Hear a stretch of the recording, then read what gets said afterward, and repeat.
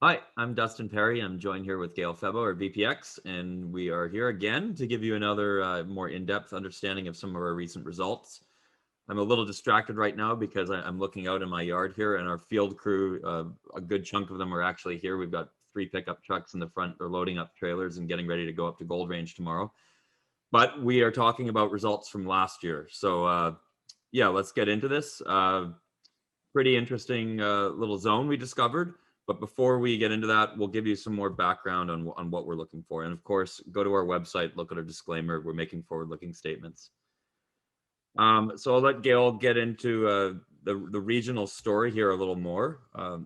But the big key is what we're looking for at Goldrange. We're looking for orogenic gold deposits that are Cretaceous in age. Similar examples would be Braylorn nearby in the Yalakum Gold Belt, but also Barkerville, and then in Alaska and the Yukon, you get some pretty well-known deposits such as Coffee and Donlin Gold and Pogo. Gayle, can you give some more explanation of the actual Yalakum Gold Belt and where we sit?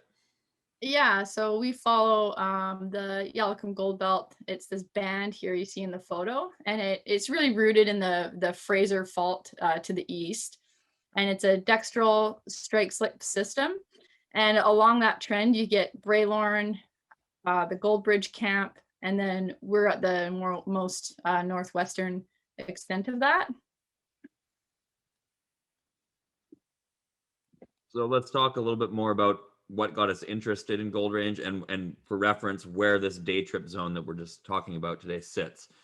So we've gone over the cloud drifter trend, which we're really excited about, and is going to be the main focus of our imminent 5,000 meter drill program. But the regional story at Goldrange is also really interesting. One regional target that we evaluated last year is the day trip zone. We're calling it the day trip zone because Dave Loretta and myself went there for a weekend. This is what it looks like. We went there for a 3-day trip where there was a Gossan we had seen from the air, and it was very conspicuous. It looked like a hornfels zone, meaning where an intrusive has come in and baked the sedimentary rocks around it, potentially creating pyrite, which is a good location for gold mineralization, as we have found out at the cloud drifter trend. But we saw this from the air, wanted to go evaluate it. Also, just needed to get away from the office last summer. The rest of our crew wasn't on site, so it was just us. We camped up in the Alpine. I think we brought a bag of charcoal and made a bush barbecue out of rocks and had some steaks and did some prospecting. It worked out really well. The ridge we walked to go find this Gossan. We immediately found. So Dave was behind taking the Talus fine samples. I went ahead prospecting and immediately found an area 90 meters, approximately 90 meters by 70 meters of subcropping arsenopyrite cemented breccia. So we knew that it would have gold mineralization in it because it was almost identical mineralogy as what we're seeing at the cloud drifter trend. But in this area, there was almost 20% of this in subcrop. Talus fines return grades up to 8.4 grams per ton through here, so similar grades to what we're getting in soils at the cloud drifter trend. And then that subcrop mineralization over 20 grams per ton. And then in outcrop, we actually found a number of veins, such as this one here, running 6.7 grams per ton. And some of these veins are up to 2 meters wide, intrusive hosted. You can see also in this image, there's a lot of quartz float.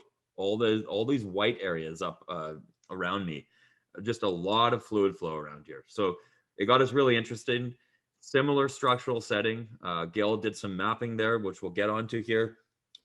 Big key component, though, is the blue sky potential of what we're seeing here at Goldrange now. So this is over 3.5 kilometers from the north end of day trip to the nearest rock sample.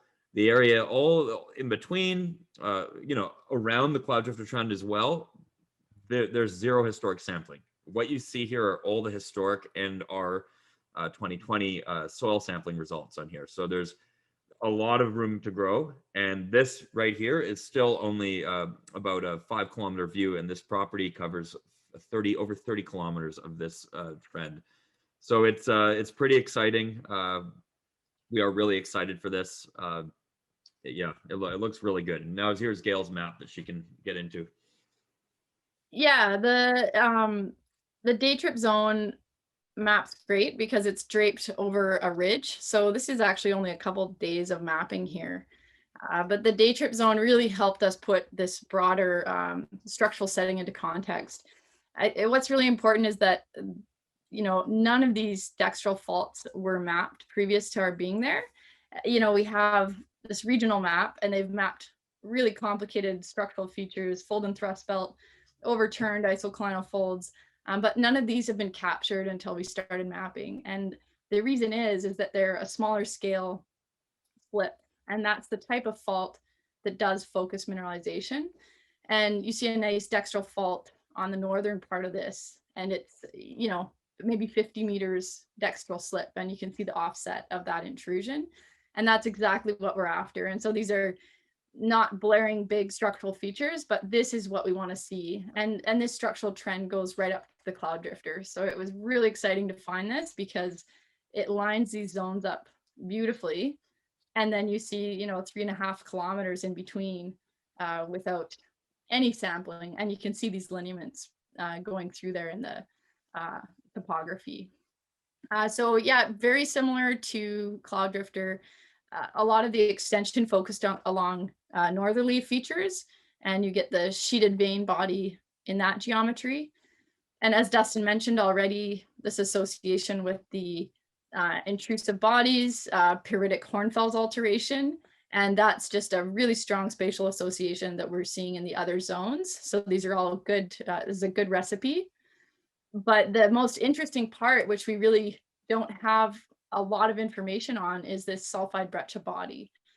And we just find, this gorgeous subcrop exposure with sulfide cement. Veins are really interesting, but where you're seeing that kind of body, you really don't know what its geometry is, the size, but it's not a discrete vein. This is a region where you're getting that developed. So that's really interesting and something we're pretty excited to follow up on. And yeah, we got up to 20.1 grams per ton gold in those samples, and very oxidized. And we'll show you a photo of that in the upcoming slides here. Yeah, so before we go into the results here, we're just going to switch over to a short little video that Gayle took of me at the day trip zone before we got any results back, which will give you an idea of what it looks like, how we were exploring there. There's, it's not the cleanest video. You can hear us huffing and puffing. We're at high elevation, but it's a good way to see what it was actually like on the ground and why we were excited prior to even getting the results. We're standing at a new zone, the day trip zone. It was discovered on a short little vacation Dave and I took here a couple weeks ago. The goal of the program for 3 days was to evaluate an area just over the edge of this mountain. There's a big cirque with a large yellow gossan from a hornfels. The hornfels develops because there's an intrusion coming into these sediments. It's baking them, creating a lot of sulfide. These areas, though, happen to be really good spots for vein formation because they're all fractured, and there's a northwest trend going through here with veining in intrusives over this way about 200 yards. The zone is over 100 meters wide. There is some nice sulfide mineralization in those veins. But then where we are here, we're in an area that is probably 20% or more mineralized float over an area, it's got to be pushing an acre. So this area has boulders like this that are just filled with arsenopyrite and then weathering products like scorodite.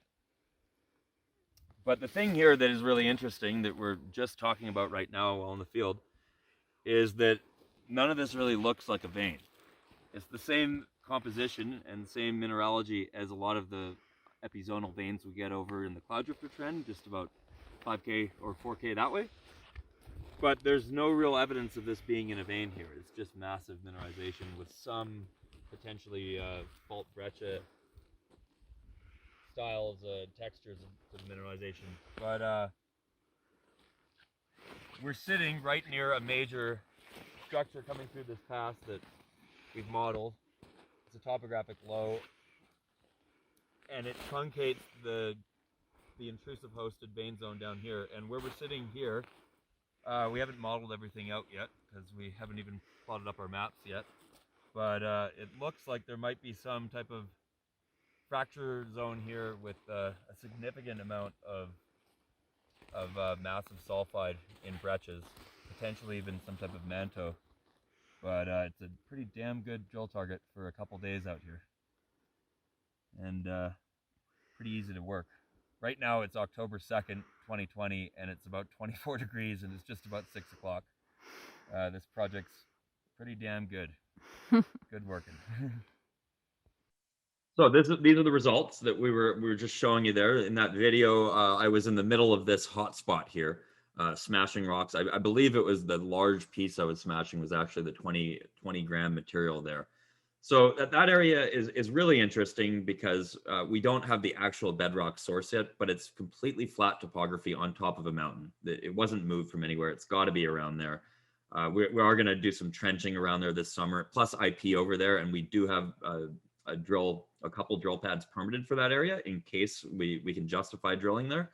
So we will be fast tracking that. One big benefit of Day Trip 2 is that it's one of the first areas on the project to actually be snow free. 3 weeks ago, it was completely devoid of snow and it's at over 2,000 meters elevation, just really windy up there in the winter. So snow doesn't stick. But to get into these rocks a little bit more, one thing that was really interesting is the Pathfinder element. So there were grades up to 0.1% antimony, almost 500 ppm tellurium.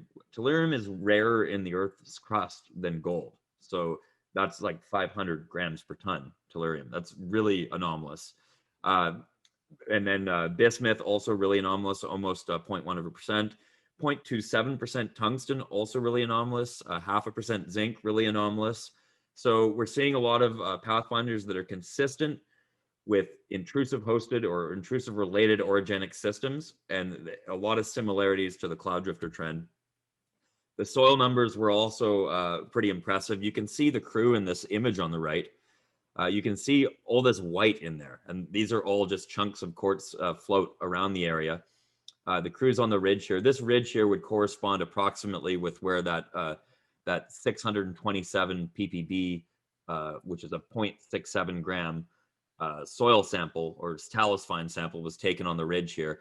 And you can see off in the distance, actually, that's pointing towards the cloud drifter trend. This was when the wildfire smoke drifted onto the project. So it was pretty ominous looking, but you didn't have the best visibility. But again, in talus fines, excellent grades up to 8 grams, over 8 grams, 2 samples over a gram in that area. It is tightly spaced in there, but it's a really high grade target. Also, you still get that copper signature as well, which is really important, and obviously arsenic throughout all of this. And like I touched on, because of the abundance of and high sulfide content here, it should respond well to IP. So we are doing an IP survey here pretty quickly in the next few weeks. So here's a figure that Gayle illustrated, and I'll let her explain a little bit more here. Yeah, it's just a really nice view of that area. So you can see it's right on the ridge, and this is a good place to mention again, the nearest rock sample that's ever been taken was more than 3 kilometers away, and this is sitting right on the ridge. So again, just really good testament to how underexplored this property is. That you can see veins in an aerial image that have never been sampled. Like it's really impressive. One of the things that is really important about this entire zone, maybe because it is on a ridge, the samples are all very oxidized. In thin section and in hand sample, you really can't see a lot of sulfide. But when you get it in thin section, you can see all the location of the sulfide, and the sample below is a really important example of that. And so when you pick it up, it's extremely light because all of the metal is gone, right? And so all you're left with are the oxides. And in this case, even the iron oxide is mostly stripped out. And so mostly this is just a bit of quartz holding the rock together that would have been in between the sulfide. And we were really impressed to see this sample still ran, in this case, 20.1 grams per ton gold. And it's important that we've never tested below that oxide layer, so we don't know how much gold is in there. We know from Cloud Drifter that the gold is enclosed by sulfide, And so oxidizing it in theory should liberate most of that gold.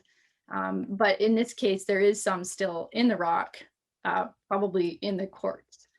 But we're pretty interested to see what that looks like below the oxide layer. So we're not totally convinced that these grades are reflective of what is in the rock. Yeah. Yeah, no, it's really, these are very impressive grades in that kind of rock, and just seeing this type of fluid flow. Gayle, you can give a bit more detail, add a bit more color to these hand samples here, but this intrusive stockwork you can see on the left, that really got me excited. It's just evidence for a tremendous amount of fluid flow, and we're seeing this around the project. Some areas you get this and it doesn't have gold, but it does illustrate you're in a really good environment for fluid flow. Obviously you need to have a trap to actually get the gold to precipitate, but just seeing this much fluid flow really reinforces our hypothesis of us being in an incredibly fertile environment that could form multi-million ounce gold deposits. Gayle, do you want to touch on these a bit more though? Yeah, and I think that's why the intrusion can be important and the host rocks can be important, is because you need some kind of trigger to dump the gold out. So in some areas you see a lot of veins, but the gold isn't necessarily coming out. And then if you follow that along strike into the right unit, it will. Yeah, these rocks, I think when I first saw the zone, I wasn't convinced right away that it was orogenic. And one of the reasons is that it has very epithermal pipe textures.